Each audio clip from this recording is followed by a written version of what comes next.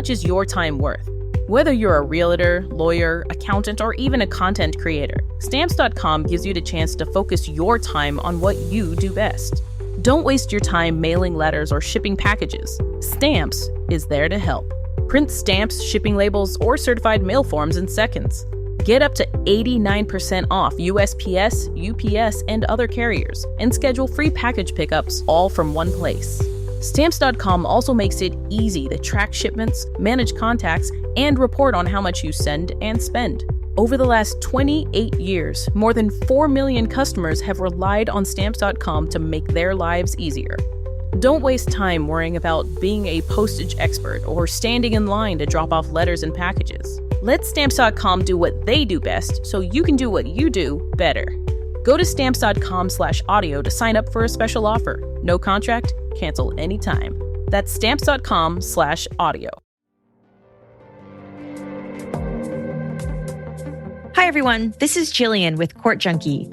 Court Junkie is a true crime podcast that covers court cases and criminal trials using audio clips and interviews with people close to the cases. Court Junkie is available on Apple Podcasts and podcastone.com.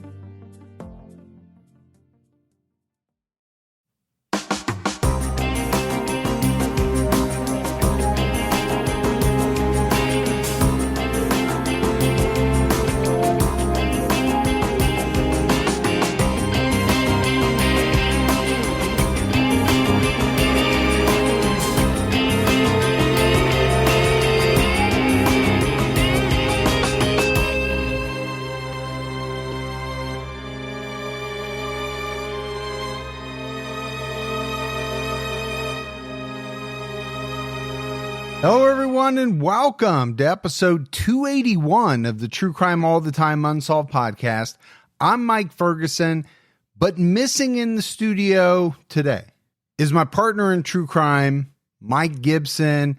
I have to let everybody know that Gibby's mother passed away earlier this week, so obviously he's grieving. Please make sure you send all your positive thoughts, prayers, vibes, everything out to Gibby. I've talked to him every day. He's doing well under the circumstances, but obviously we weren't able to record any episodes.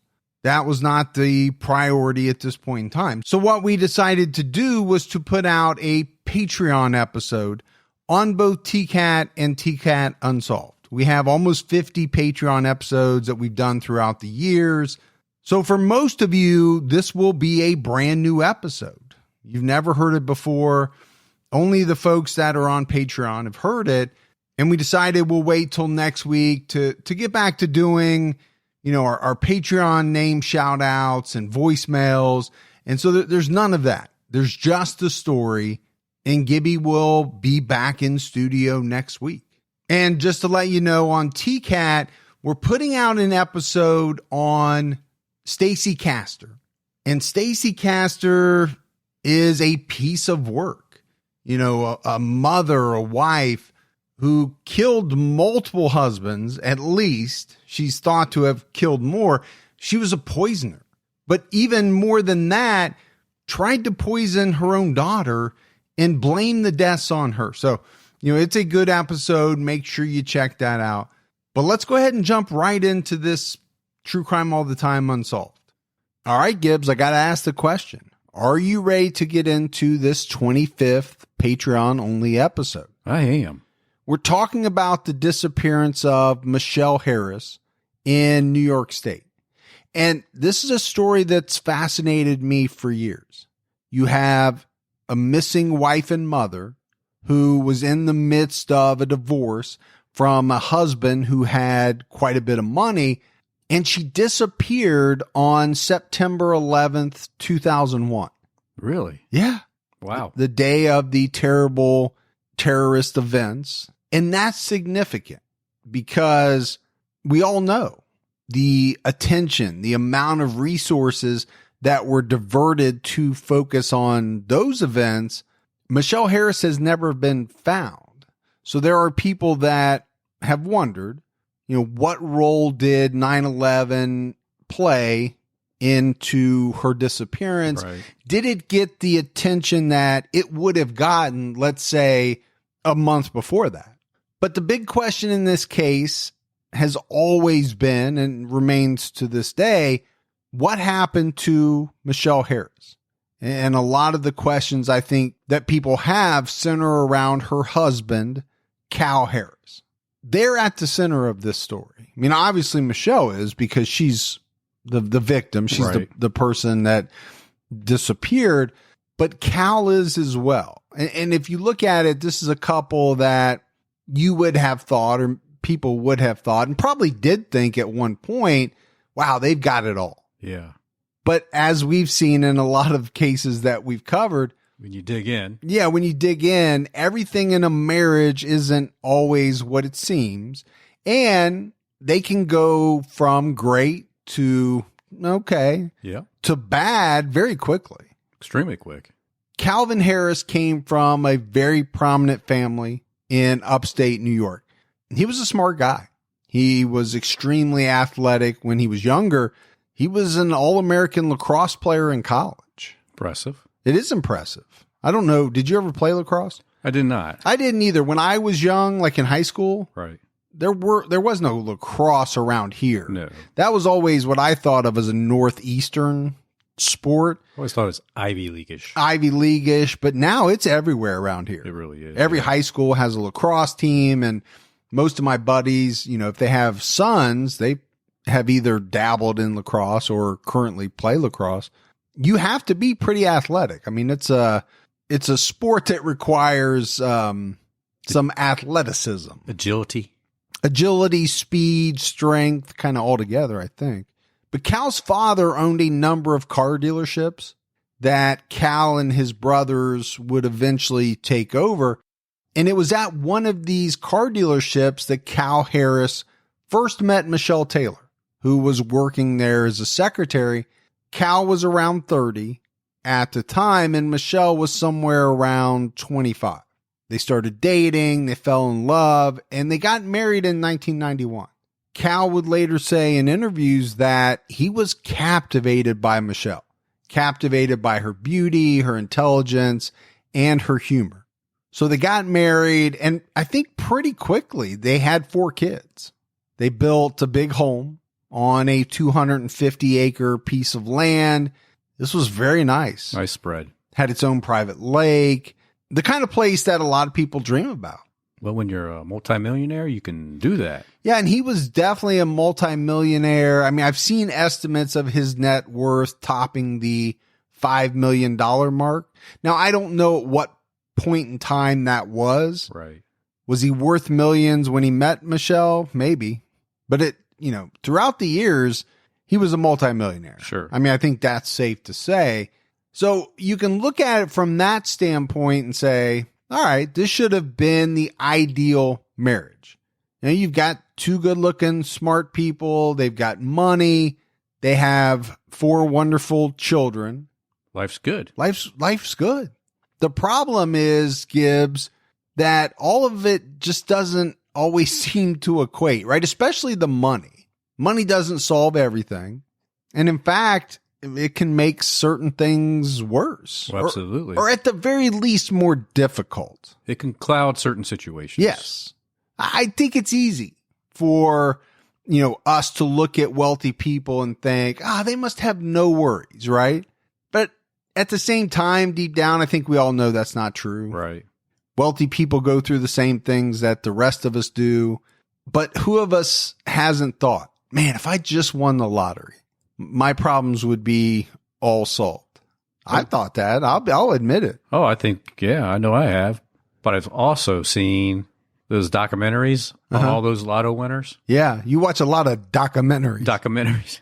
Anyway, I saw how unhappy and how quick they lost their money, their winnings.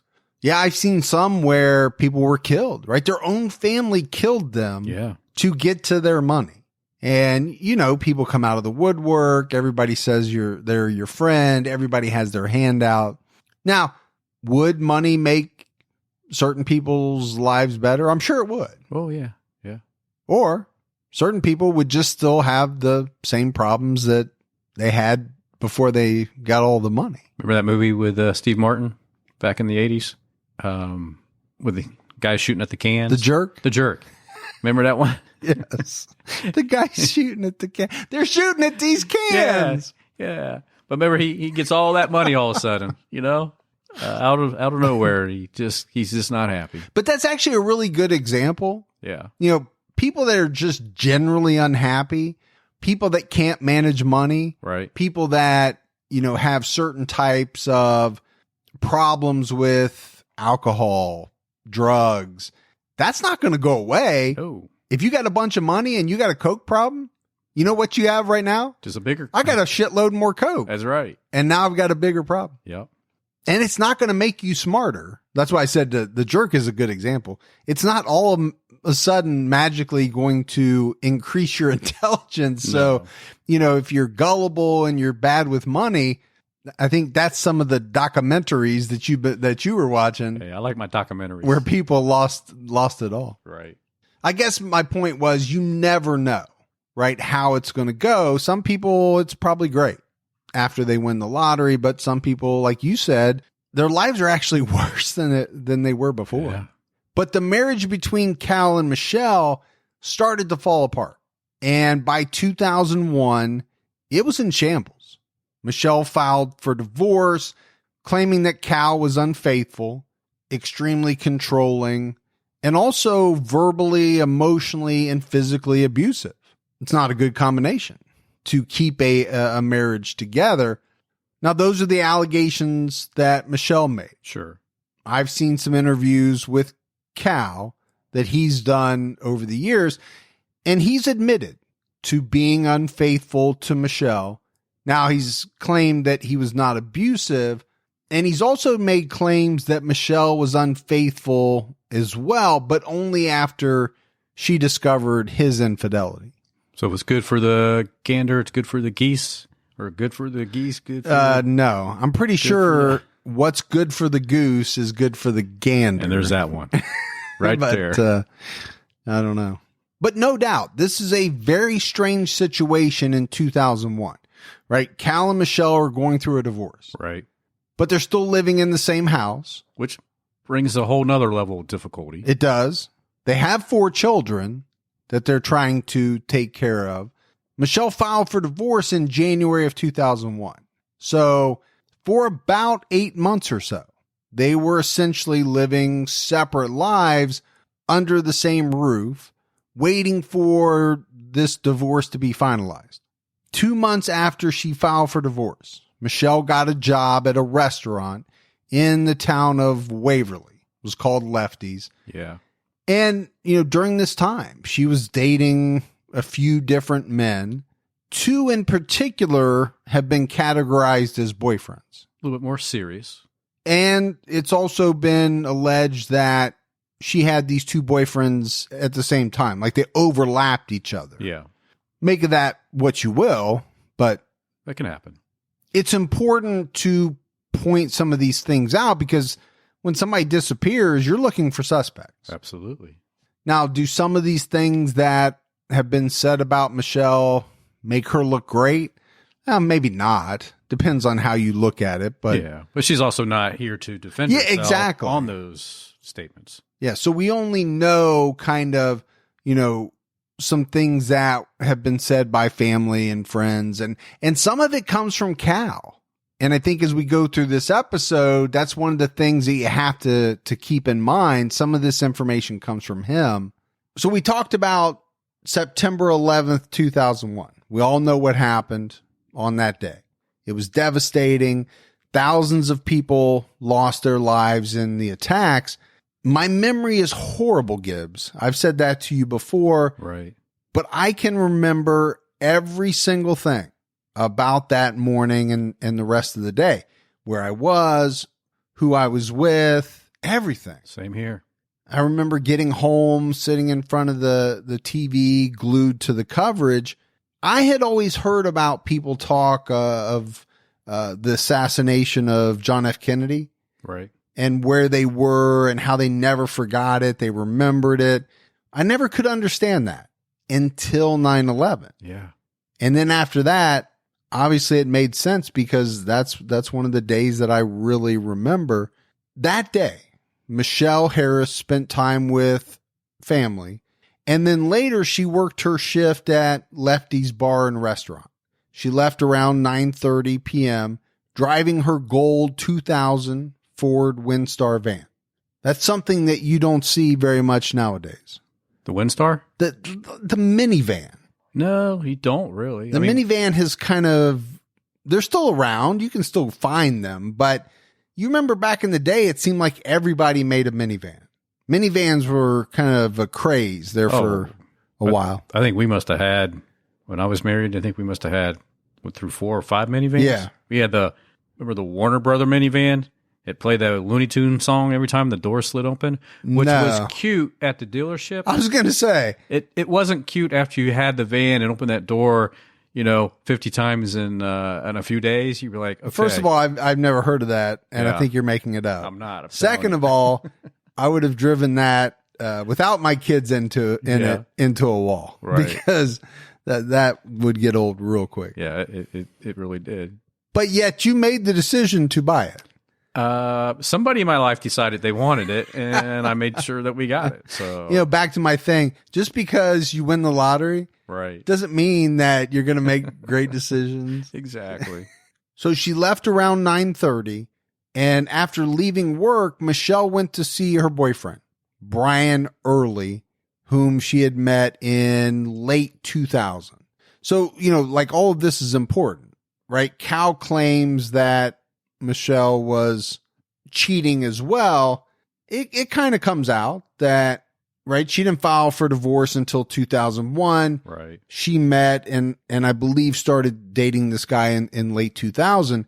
Have to be very careful, right? Because she is the victim in this case, but you also have to tell the story and you have to give, some of the facts, even if all of them don't make her look like, I don't want to say an angel, because she had been cheated on. I think Cal cheated on her for years. Right. And so finally had enough. She had enough. I'm not blaming her at all. This guy, Brian Early, later told authorities that, she was there. She left sometime between 11 and 11:30 p.m. So initially this comes out as really the last known sighting of Michele Harris. Right. Now, down the road, there will be at least one person, maybe more, that comes forward to say they believe they may have seen Michele. And we'll get into that. 2 things happened the next day on September 12th. Michele had an appointment with her divorce attorney, but she didn't show. And eventually the attorney alerted police. Now, I think in most professions, you wouldn't do that, right? Somebody doesn't show up for a meeting or a client doesn't show up for a meeting. You're not going to probably call the police. But if you're a divorce attorney, right, representing a woman who is going through maybe a contentious divorce, that woman doesn't show up, a little more likely maybe to alert the authorities. So. Plus, this was a big case for that attorney, I'm sure. I'm sure it was because of the money that was involved. The second thing that happened was that the Harris's housekeeper found Michelle's minivan parked on the shoulder of the road near the entrance of the house. So this is a huge kind of estate, a lot of acres, probably a pretty long driveway. Right. The housekeeper gets to work on the 12th and sees Michelle's van out by the entrance to the big driveway. Well, that's interesting that's where her van was found, on her own property. And what I mean by that, it wasn't up by the house. Why was it parked where it was? Of all places to leave your van. Yeah, no doubt. And it's going to become maybe even a little more mysterious as we dig into some of the details. The keys were found in the ignition. And I think that's important, right? You're kind of definitely ruling out a carjacking. You're ruling out certain forms of robbery. If money was involved, why not take the automobile? There would have been no problem. The keys are in it. So it's those 2 things, right? The the divorce attorney being worried that Michele didn't show up for her appointment, and the housekeeper finding the van down at the end of the driveway on the shoulder of the road. Obviously, she would have been concerned as well. Sure. That would have been completely out of the ordinary. It's those two things that sparked police into starting their investigation. And it started as a missing persons investigation, right? As you would think it would. Nobody knows where Michele is. Okay, let's get the gears in motion. Right. Let's find her. And at some point, Cal Harris is alerted that his wife is missing, and he allowed police to search the home. They didn't find much, but what they did find was interesting. Bloodstains in both the kitchen and the garage. When they were tested, it turned out that the blood was from Michele Harris. Oh, interesting. Yeah. And Michele's family from the very beginning was adamant. Okay, there's no way that Michele would have voluntarily left her kids. No way. Because at the time she disappeared, her kids were 2, 3, 5, and 7. Yeah, there's no way. Unless she had a history of not caring about her kids. And she didn't. Right. I mean, everybody said, this was a great mother. She doted on her kids. She loved her kids. Yeah. There's no way she would have abandoned her kids. Not a chance. Police came out with a description of what Michele was wearing when she was last seen. It was khaki shorts, white sneakers, and a navy polo shirt with a red and white collar that had a Lefties logo on the front of it. So it was basically what she was wearing when she was working her shift. They said that she was also wearing a gold and silver wristwatch, as well as a number of rings, earrings, and bracelets. Police searched the wooded areas around the Harris home using dogs, helicopters, boats, and volunteers on foot. They even used some pretty sophisticated sonar to search the lake that was on the property. They didn't find any sign of Michele. And over the first couple months of the investigation, police monitored her cell phone. They monitored her bank accounts for activity. There was none. Well, that's not looking good for her. No, it's really not. I mean, when you get a couple of months past the time that someone is seen, okay, they didn't access their bank accounts. Where are they getting their money from? Not using their cell phone. No. Didn't take their van. Well, it's probably not looking that great for Cal Harris either. No, it's not. And everybody listening knows the spouse is going to be one of the first people that's looked at. Right. Especially given the fact that they're going through a contentious divorce. I really didn't talk about it, right? Michele filed. Yeah. Cal Harris did not want to get divorced, maybe for a number of reasons. Maybe he still loved his wife. Sure. But there's also a lot of money in play here. Yeah. And that's a big factor for anyone. They did question hundreds of people in their investigation, but they also looked at Cal Harris very hard. The soon-to-be ex, with this divorce about ready to be finalized. We talked about, the fact that he was worth a lot of money, which meant Michele was going to most likely get a chunk of that. Probably a healthy alimony check. And then there's child support for 4 young children. Right. I mean, there's no doubt police would have looked at all of that as a possible motive for murder. There have been guys that have killed for much less than that. You've seen them kill for dollars. Yeah. So, and Cal did some things that people in the community, as well as the authorities, viewed as strange. There were some reports that he talked about, putting Michele's things out for a garage sale. I mean, within like a week or two of her disappearing. yeah. I don't know if that ever happened, but I did read where it was alleged that he at least talked about it to even utter the words. Right.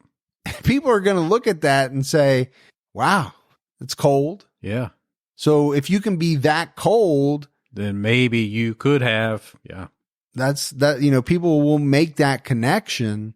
And I think it's safe to say that, police had their suspicions. Some people in the community, maybe many of them, had their suspicions from the very beginning that Cal was somehow involved.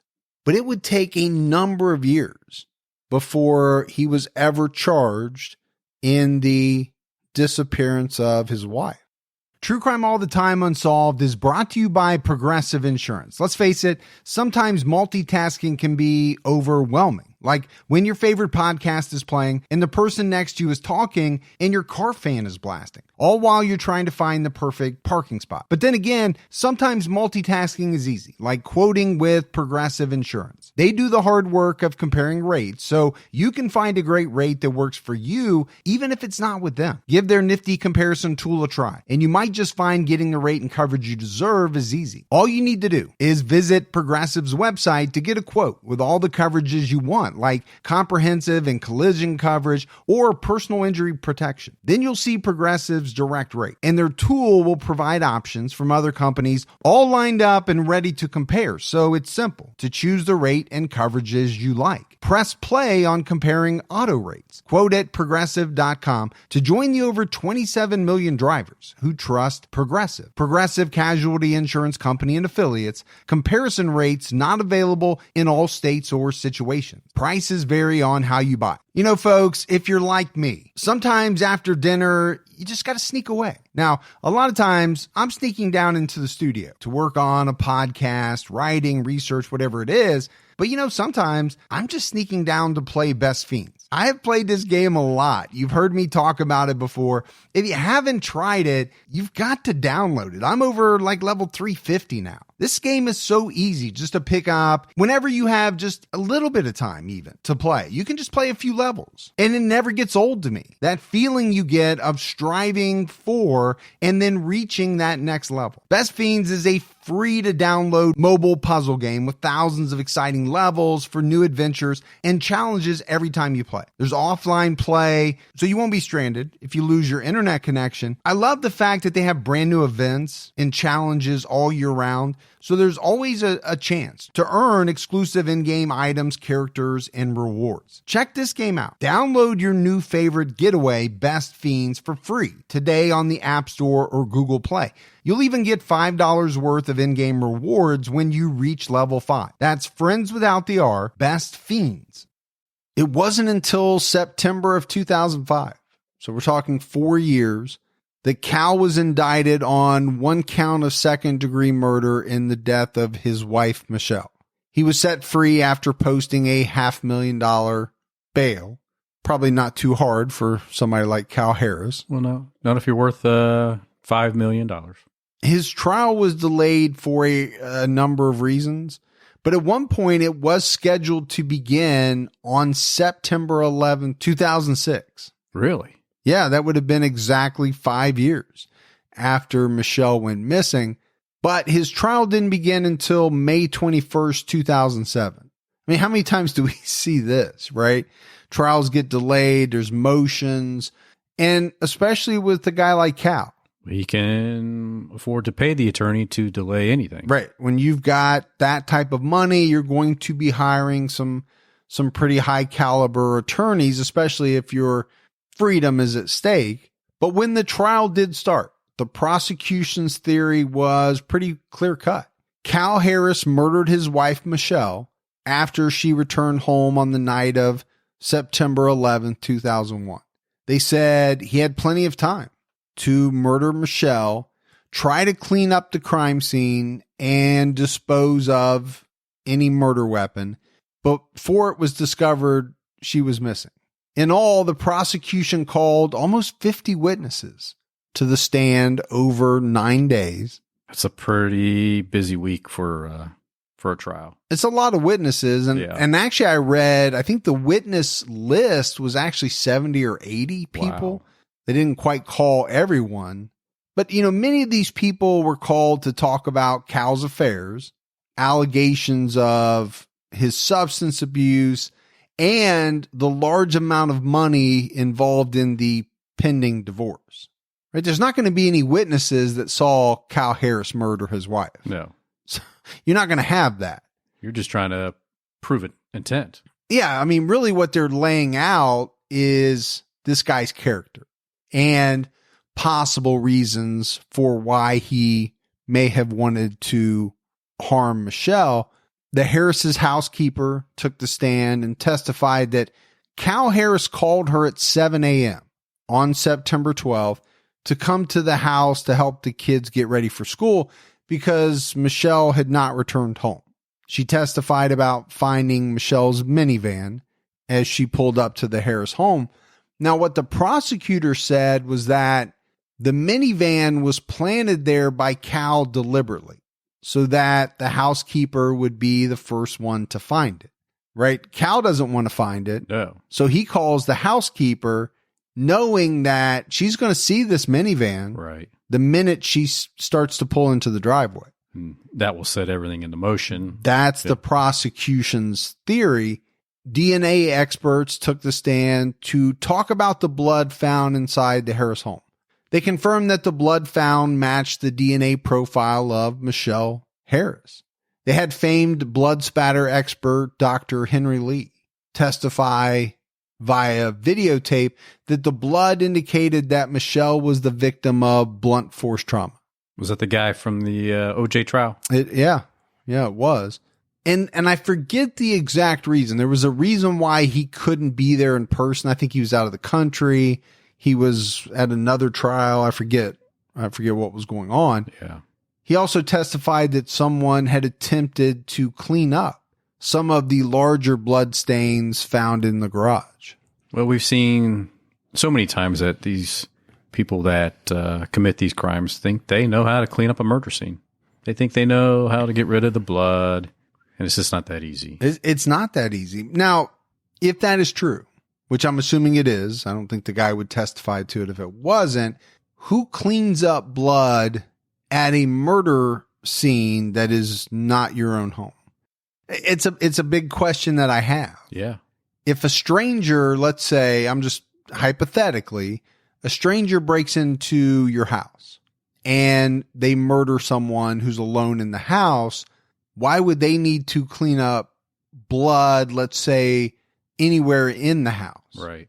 They're going to want to clean themselves up at some point in time. But what's the reasoning behind needing to clean up blood at the house? Yeah. I can't think. Maybe there's something I'm not thinking of, but unless you're truly trying to make it seem as a disappearance, there's no reason. Otherwise, you're just getting in and getting out as fast as you can. Yeah. Yeah, you're right, though. If for some reason you don't even want anyone to know that the person has been murdered. Right. You want the authorities to think that they just took off on their own, disappeared. That's it. No, you're right. That would be one reason, possibly. But I think if you're the prosecution, you're going to make a big deal about, well, it would be Cal Harris, right, that would want to clean up this blood because it points to the fact that the murder occurred inside the home. Well, who has access to the home? Cal Harris. Right. Now, Cal's defense team, they made a lot out of the fact that there was no proof that Michele Harris was actually dead, which, to be honest, is true. I mean, now you have the lack of activity in bank accounts, cell phone calls, things like that. But does that in and of itself prove that someone's dead? I would say no. Technically, you could decide to go off the grid and maybe you were able to years in advance stash away a bunch of cash. I mean, there's all kinds of things that you can think about. None of that actually proves that the person is dead. Right. Now, common sense would tell you, though, more than likely, it's a very bad sign. Like you, and I think you even said that. But I also think it's a very important statement for the defense to make, right? You're trying my client for second-degree murder. Yeah. Well, how do you know that Michele Harris is dead? You don't have a body. It's a good point. No body, really nothing to conclusively prove that she was dead. They called witnesses who claimed that Michele had a drink at Lefty's with the man named Michael Hakes. And according to some of the witnesses, this Hakes guy had once grabbed Michelle's breast at the restaurant in front of a bunch of people. It's not good. It's a very intimate act. I don't know if I'm saying that right, to do if later on, if that's true, if you had a drink with somebody. Yeah. Right now, if you grab somebody's body part, right, and they smack the you know what out of you, that's different. But if this actually took place and then later on the two shared a drink together, that kind of says something to me. If these are all true.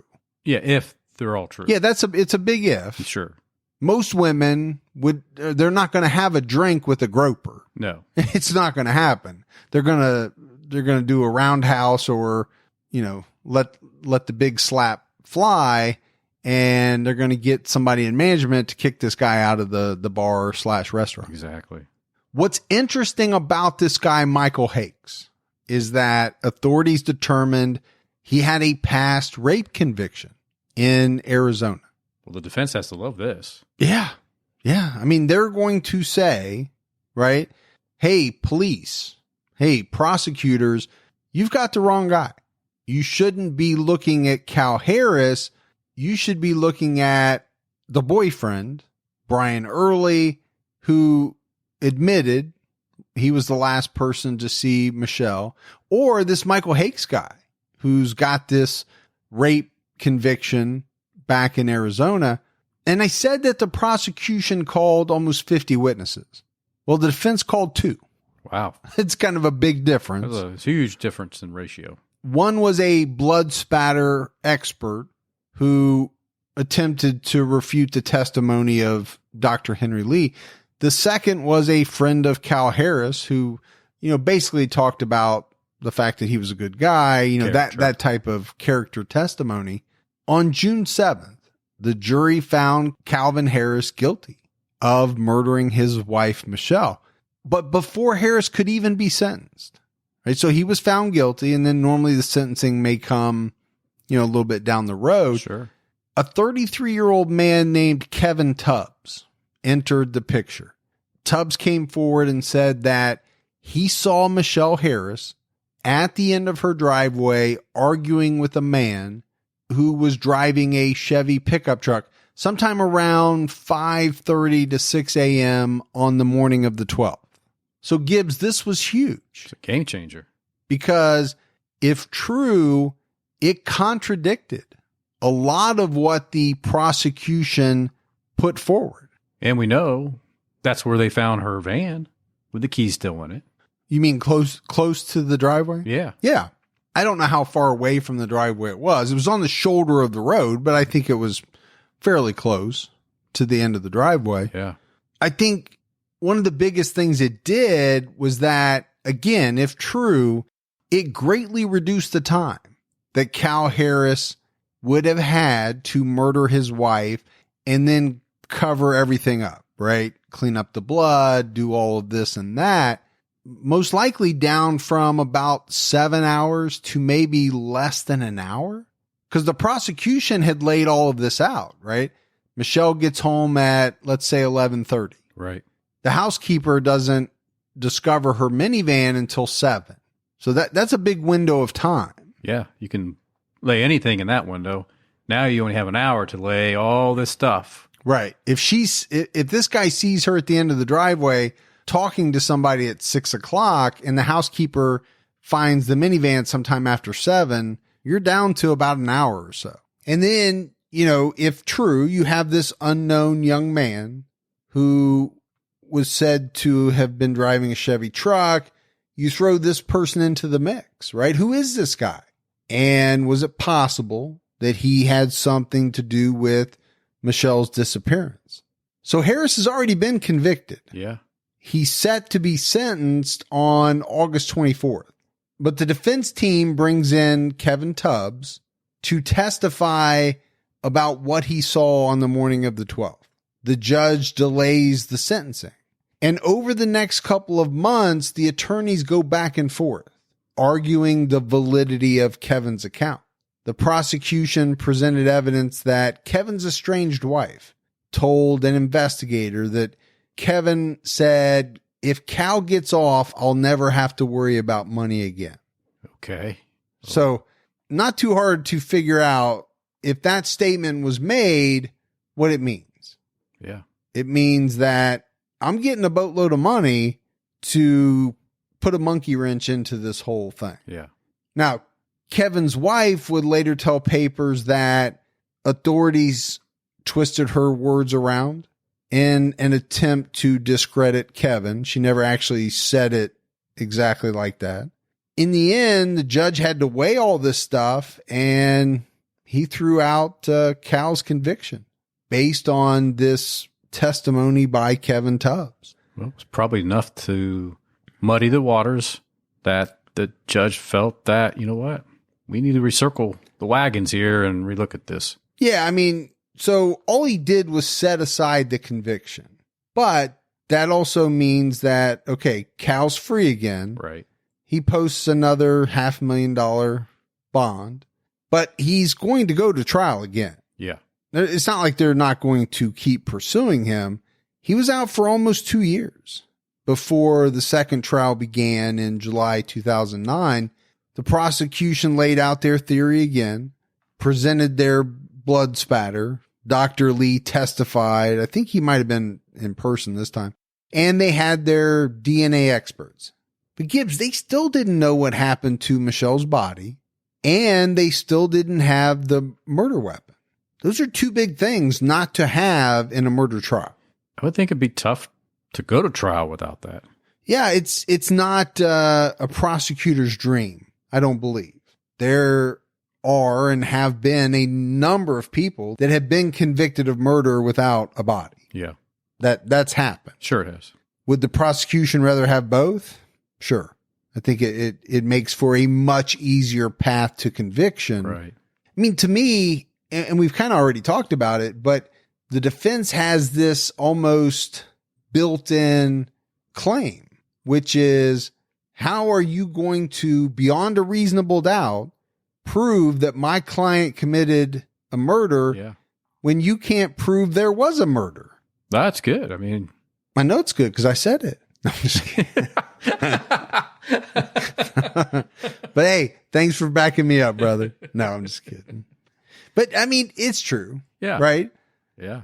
As a defense attorney, you're going to argue the you know what out of that. Well, sure. But they did in the first trial, and it still didn't matter. No. The jury convicted him. I mean, as a defendant, knowing that they don't as you have been on multiple occasions. Exactly. No body, no weapon. You're feeling okay, right? You're thinking, well, you're feeling better than if it was the other way around, I guess. Yeah. I don't know if okay is the right word. I don't think anybody ever feels okay when they're on trial for their freedom. But on top of that, you have some money. You have a lot of money. So you should have some of the best defense attorneys and experts to help your case. Mm-hmm. Not always going to be the win all get all, or the get all win all. I don't think either one of those is a real saying. You're literally making shit up at this point. Yes. Win all get all. You know what I'm saying? I don't. Really? Anyway, a good attorney with good experts and no murder weapon, no body, you would think that you would feel the odds are in your favor. Well, how did it work out for him in the first trial? Well, it didn't. That's the problem. Not good. Not good at all. The difference in the second trial is that the defense now had Kevin Tubbs, right, at the actual trial. So they called him to the stand. He told his story about seeing Michele arguing with a man early on the 12th. The defense also tried to introduce a statement from a man named John Steele, who had written a statement saying that he, too, saw Michele Harris arguing with a man at the end of her driveway early on the 12th. The problem is John Steele died before the trial started. And the judge ruled that his written statement was inadmissible. So the problem for the defense, I should say. The defense told the jury that Michele Harris associated with people of questionable character and it was most likely that it was one of these individuals who killed her. The big difference in the second trial is Cal Harris took the stand in his own defense. Risky. Very risky. But he lost the first one. So maybe he's thinking, I better shake things up this second time around because the first time it didn't go very well for me. The jury deliberated for about 9 hours over 2 days before coming back with another guilty verdict. Some of the jurors who were later interviewed said that they just didn't believe there was any evidence that anyone other than Cal Harris could have killed Michele Harris.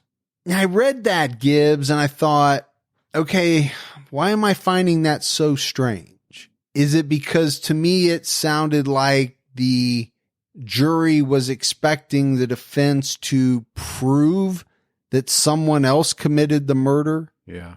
Which is not what is supposed to happen, right? It's the prosecution who has the burden To prove. to prove beyond a reasonable doubt that Cal Harris committed the murder.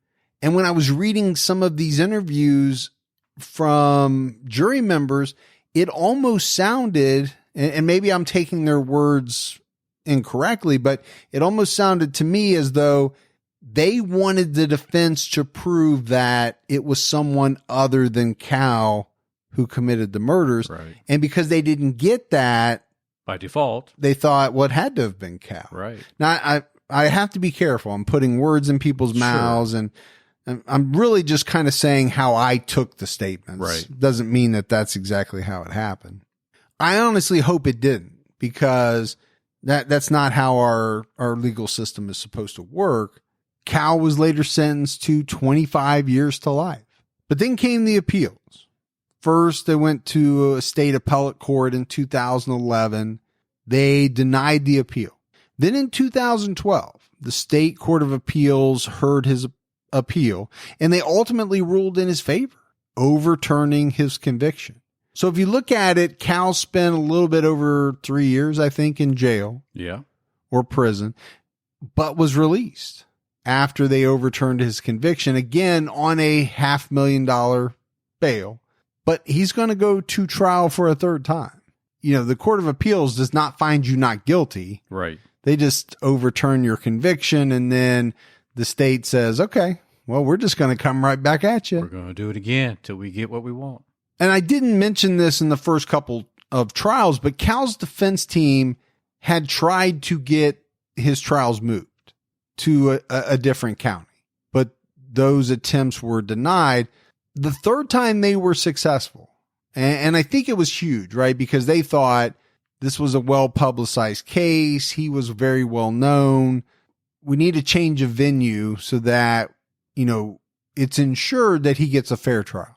His third trial began in 2015, but it resulted in a mistrial. The jurors sat through the whole case, and they just couldn't come to a unanimous decision. So a little bit better outcome for him. Not a great outcome, but not... Well, it wasn't a conviction. I guess you could look at it that way.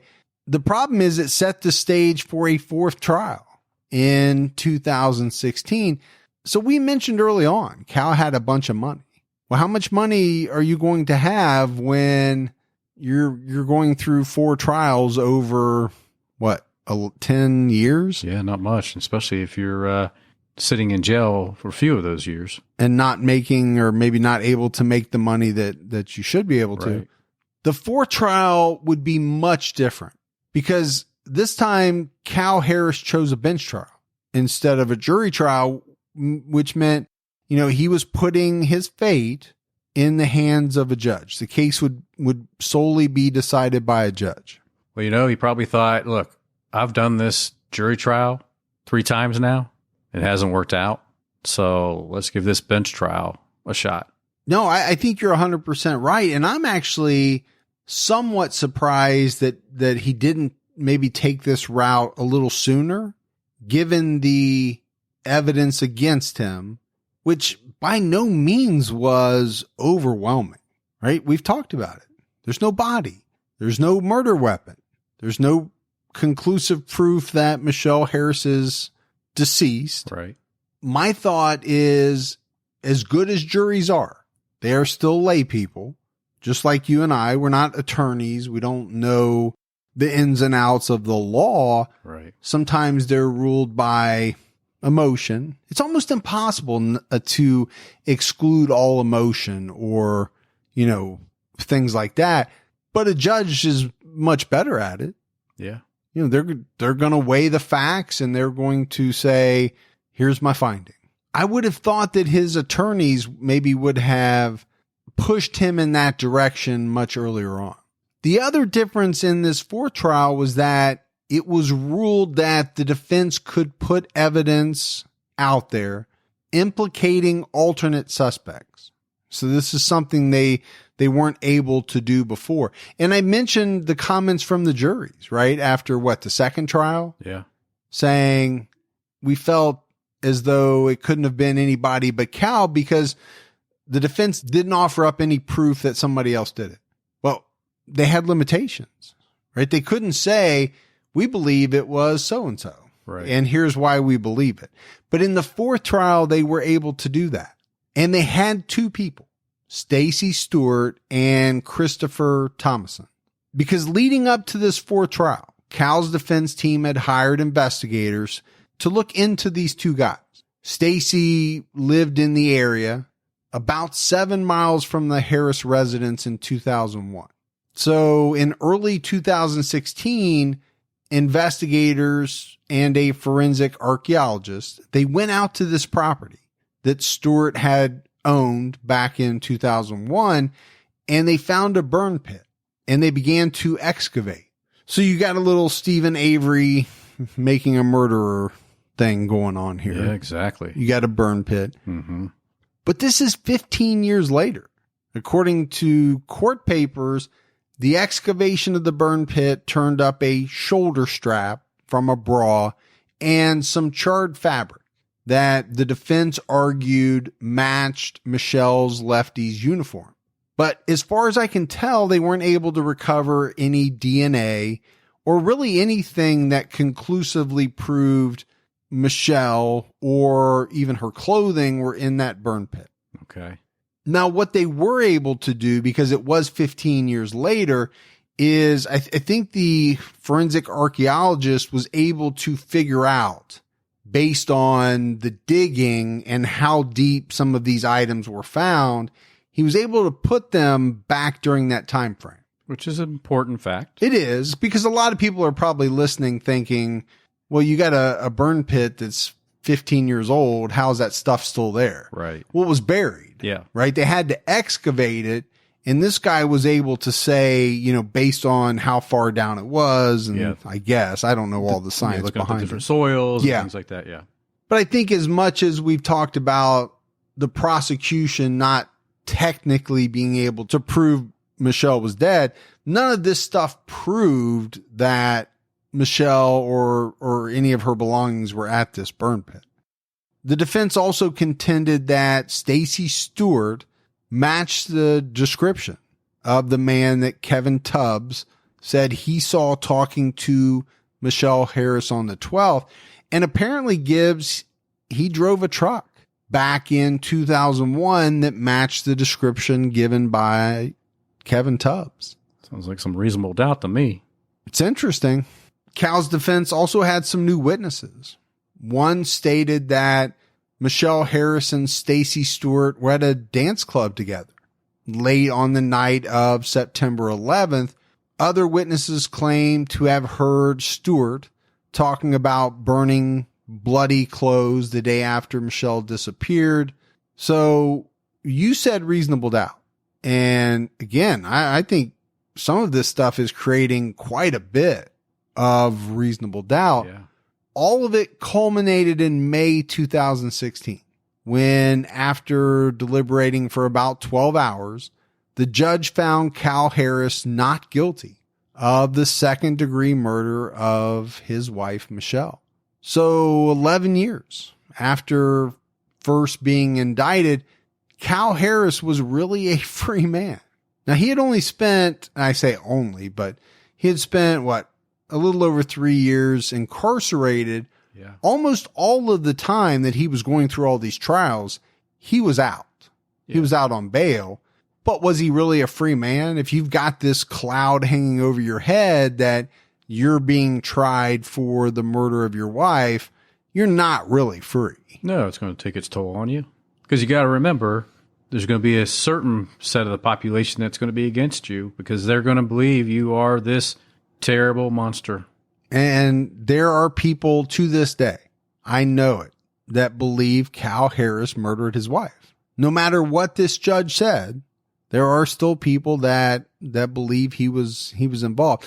Whether he committed the murder himself, or was involved and paid someone, there are a lot of people that still believe he was responsible for the death of his wife or her disappearance. One thing I found very interesting is that the 4 Harris children, as far as I could tell from all the research, they have been behind their father's innocence the whole time. I don't believe any of them have ever thought he actually had something to do with the disappearance or death of their mother. They want to know what happened to their mother for sure. Yeah. But they just don't believe that he had anything to do with it. But that begs the question. If Cal Harris didn't do it, then who did? You would have to say that Stacey Stewart and Christopher Thomason are interesting persons of interest. Especially Stewart. Yeah, especially him. But as far as I know, there's no concrete evidence linking these guys to the murder of Michele Harris. If there was, the prosecutors would be going after them. But there does seem to be, some interesting things that could possibly point to their involvement. Yeah, but you could say the same thing about Cal Harris. Well, and the prosecution did for a long number of years. And then there's Brian Early, Michelle's boyfriend, the last person known to have seen Michele. As far as I know, there's no evidence whatsoever linking him to Michelle's disappearance at all. Not much motive either. Well, that's what I was kind of thinking. What would the motive be? He's not married to Michele. He doesn't have any kids with her. There's no money involved. So other than maybe jealousy, if this guy found out that she was seeing other people, okay, maybe he could have been jealous and something could have happened from that. But other than that, I don't know what the motive would be. Yeah, I couldn't think of why anybody would kill somebody without having some type of motive in this situation. And I'm pretty sure that's one of the main reasons why Cal Harris was, put on trial 4 times. Who else had a motive to murder? And I say murder just because we're assuming that that's what happened to Michele Harris. But who had the motive other than Cal? The problem that I have, Gibbs, is motive in and of itself doesn't prove anything. I could hate my neighbor with a passion. Would that be a motive for murder? Yeah, possibly. Maybe. Does it mean if he ends up dead, does it mean I murdered him? Maybe. Not conclusively. It doesn't. I seen how you look at your neighbor. You don't like it when he cuts the grass. I don't like it when he cuts the grass when we're taping. Yes. Now, he doesn't know our recording schedule, but for some reason, I believe he should. He tends to sometimes mow at like 8 or 9 at night. You just need to go knock on his door, like Hustle and Flow. Remember that movie? No. You never saw Hustle and Flow? I don't believe so. You sure that wasn't a disco band from the 70s? Nah, that guy was making his first rap tape. It won all kind of awards. No. I can't remember the guy who played him, but anyway, he goes. You're not giving me much to work with here. He goes to knock on the next door neighbor that's always playing his music up real loud, and the walls are paper thin. He's like, "Man, can you just give me a break? Can you be quiet for like the next 2 hours?" And he goes over and this is a rap guy that's worried about the next door neighbor's music being too loud. Yeah, okay, because he's trying to record his own riff. Put his own DJ tape out. I gotcha. Yeah, and by the way, his name was DJ in the movie. So Hustle and Flow, Academy Award winner. We get off track sometimes, Gibbs, but getting back to Brian Early, there were some things in the research that suggested that he and Michele may have been waiting for the divorce to be finalized, maybe to get married. Well, there's a lot of that goes on out there, you know? People fall in love with other people that are married, and they can't do what they really want to do until that other marriage is dissolved. Yeah, that's true. I guess I was pointing it out more of as a kind of almost anti-motive. Yeah. If he really loves this woman and wants to marry her, where's the motive to kill her? No. He's not going to get anything out of it. I mentioned it earlier, Gibbs. There were some other guys linked to Michele as quote unquote boyfriends. I really didn't feel like talking about all of them by name. And there is Michael Hakes, who had the rape record and who witnesses said, was drinking with Michele that night that she was murdered. I think the problem with everyone, including Cal, is that there's just not enough evidence to prove beyond a reasonable doubt that anyone killed Michele Harris. Right. I mean, we're not privy to every single little bit of evidence that was presented at trial against Cal, but what you pick up from the research definitely doesn't blow you away as, to the fact that, there's no doubt this guy's guilty. Right. Now, a lot of people believe he is. Yeah. I know that's true. I read message boards, and I don't take my research from there, but I go out and I read the message boards and I read comments on, different sites and things like that. There are a lot of people that just think this guy is smart and they feel like he got away with something. His hands were involved somehow. Yes. Yeah. To what degree? Nobody knows, because who's going to know other than him and maybe somebody that he may have hired or whatever. Right. But again, I think the big thing is if you don't have the evidence, it's tough. Now, they were able to get 2 convictions. So there were 2 juries that heard everything and thought, yeah, we believe beyond a reasonable doubt that Cal Harris is guilty of second degree murder. I just can't figure out exactly how they came to that conclusion. But again, we didn't sit through the trial and we weren't in the jury room. And it's really hard to second guess a jury because you can never hear all that they heard and you just weren't there. Yeah. Got to be in their shoes, I guess.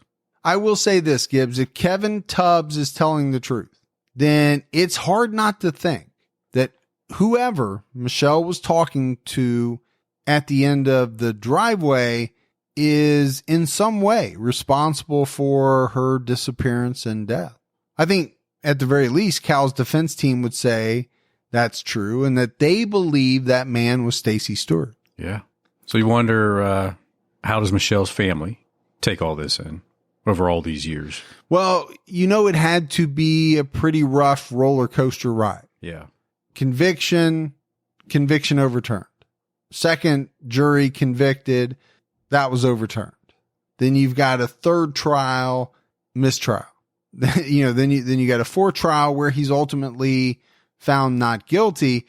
That's a roller coaster of emotions for the family, on top of the fact that they're still not sure what even happened to Michele. Yeah. So very tough for them.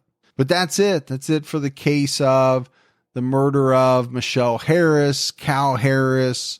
Interesting to say the least, because of all the legal wranglings and the thought by many that Cal Harris had such a motive to, want to see something bad happen to his wife.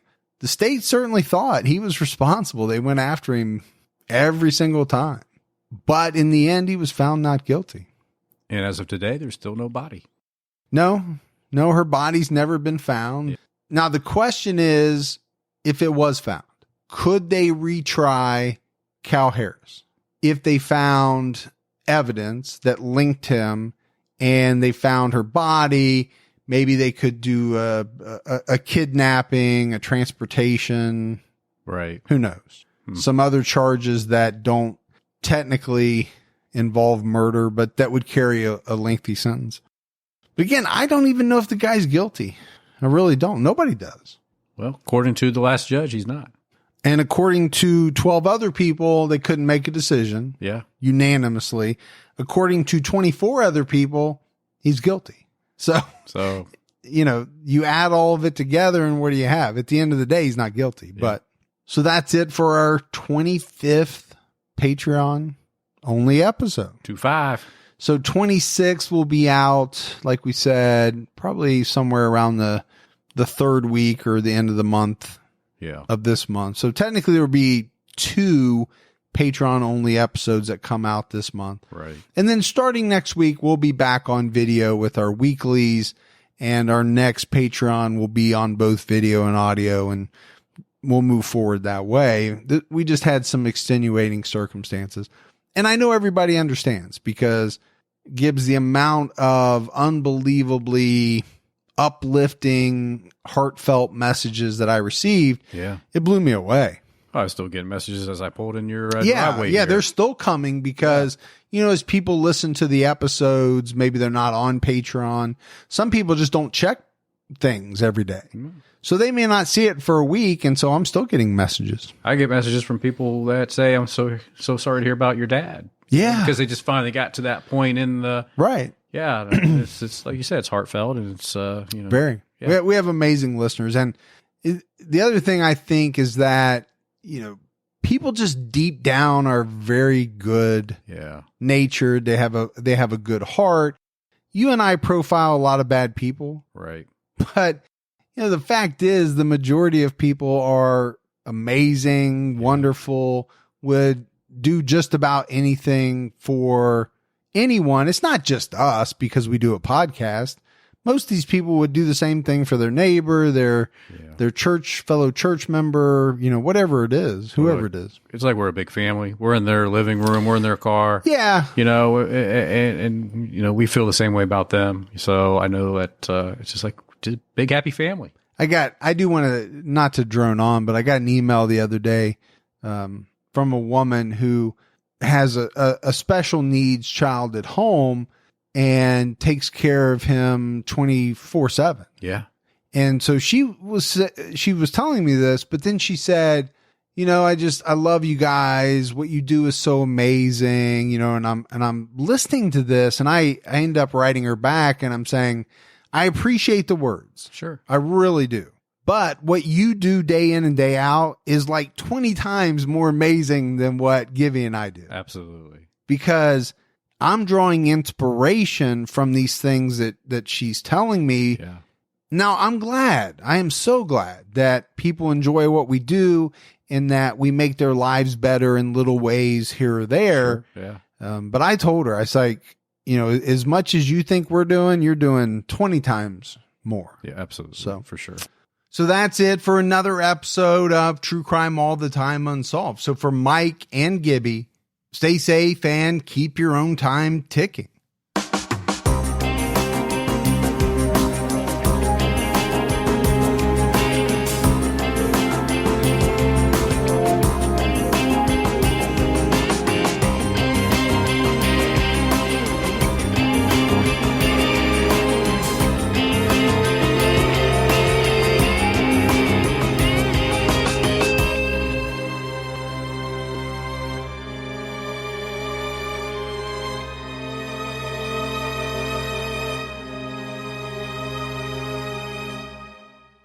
Saddle up and get ready for Westerns Weeks on Pluto TV, all for free. We're coming in blazing with favorites like True Grit and Once Upon a Time in Mexico. Or immerse yourself in binge-worthy series like Yellowstone and Walker, Texas Ranger. Plus, Pluto TV has hundreds of channels with thousands more movies, TV shows, and more. The best part? It's free. No credit card, no sign-up, no fees. Download the Pluto TV app on all your favorite devices and start streaming now. How much is an hour of your time worth? Whether you're a realtor, lawyer, accountant, or even a content creator, Stamps.com gives you the ability to focus your time on what you do best, not on tedious mailing and shipping tasks. Print stamps, shipping labels, or certified mail forms in seconds. More than 4 million customers have relied on Stamps.com to make their lives easier. Go to Stamps.com/audio for a special offer. No contract, cancel anytime. That's Stamps.com/audio.